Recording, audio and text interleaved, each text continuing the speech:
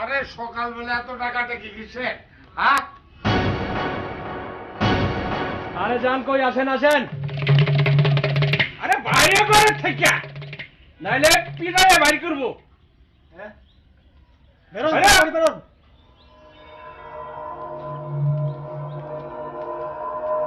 কি হয়েছে বাবা? কোন চোর ধরা পড়ছে? আমি তো চুরি ছেড়ে দিছি। বাবা বাবা বাবা, আপনি কিছুই জানেন না আর চুরি চাইরা দিছেন? এই যতীন বাবু আসেন, বলেন। ফেরত বললেন কবে? এই তো, বলেন। তারে দিয়া অশ্বিনীবাবুর বাড়িতে সোনা চুরি করতে পাঠাইছিলাম। তার বদলে তারে একটা হার আর 2টা বালা দেই।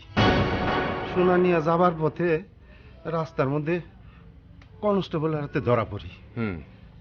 তারপরে তো সবই আপনি জানেন। বালা 2টার হারটা কোথায়? আছে। কই আছে? আরে আছে তো রে বাবা, মিথ্যা কথা তো কই দি। নিয়ে আসেন। কই গেলা? আরে কই গেলা? আসো এদিকে আসো। আসেন। দেখছেন নি কারবারটা? সোনা চুরি করে আইন না তার বউ রে ফিন্দায়। আপনি কি আপনার বউরে এতদিন সোনা ছাড়া রাখছেন? দেও,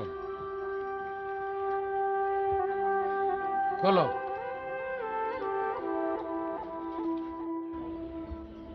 তুই 3 বারই সোনা লই এত চিকন পারেন কেন? না আপনার সোনা নেন।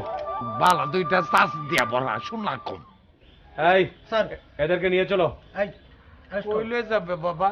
আপনার শ্বশুর বাড়ি। শ্বশুর বাড়ি তো মাকরাইল। যাবেন পাত্রায়, চলেন। চলেন, এত কথা বলবেন এই না। চলো। চল। দোয়া আরে কি করেন আপনারা? এই তাড়াতাড়ি দোয়া আসো। চলেন চলেন। দোয়া কইরো।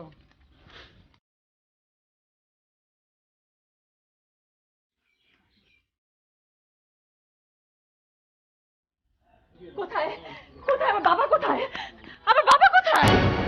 সুরের মাইয়া, কি চাস তুই এখানে? না, ও চোরের মেয়ে নয়।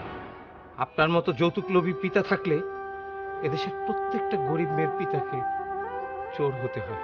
কি বলতে চাস তুই? যদি বুঝতে না পারেন সেটা আপনার অক্ষমতা, আমার নয়। এসো বকুল,